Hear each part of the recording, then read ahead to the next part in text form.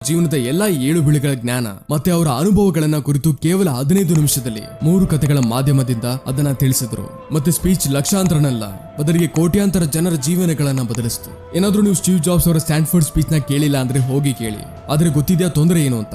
Steve jobs ಅವರು ಈ speech ನ ಕೊಟ್ಟಿದ್ದಾರೆ ಇಂಗ್ಲಿಷ್ ಅಲ್ಲಿ, ಆದ್ರೆ ನಮ್ಮ ಕರ್ನಾಟಕದಲ್ಲಿ ಮಾತೃಭಾಷೆ ಕನ್ನಡ. ಅದಕ್ಕೆ ಸಾಕಷ್ಟು ಜನರಿಗೆ ಈ ಸ್ಪೀಚ್ ನ ಅರ್ಥ ಮಾಡ್ಕೊಳ್ಳೋದಕ್ಕೆ ತೊಂದರೆ ಆಗುತ್ತೆ. ಮತ್ತೆ ಇವತ್ತು ನಾನು ಸ್ಟೀವ್ ಜಾಬ್ಸ್ ಅವರ ಇದೇ ಸ್ಟ್ಯಾನ್ಫೋರ್ಡ್ ಸ್ಪೀಚ್ ನ ಕನ್ನಡದಲ್ಲಿ ಅನುವಾದ ಮಾಡ್ತಿದ್ದೀನಿ. ಇದರಲ್ಲಿ ಪದಗಳಂತೂ ಎಲ್ಲಾ ಸ್ಟೀವ್ ಜಾಬ್ಸ್ ಅವರದು, ಆದ್ರೆ ಶಬ್ದ ನನ್ನದು. ಅದಕ್ಕೆ ತಯಾರಾಗಿ, ಮುಂದಿನ 15 ನಿಮಿಷಗಳಲ್ಲಿ ನಿಮ್ಮ ಜೀವನ ಬದಲಾಗ್ತಿದೆ.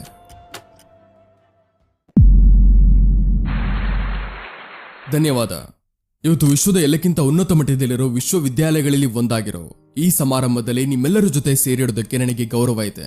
ನಾನು ನಿಮಗೆ ನಿಜ ಹೇಳ್ತಿದ್ದೀನಿ, ನಾನು ಯಾವತ್ತೂ ಯಾವುದೇ ಕಾಲೇಜಿಂದ ಪಾಸ್ ಆಗಿಲ್ಲ.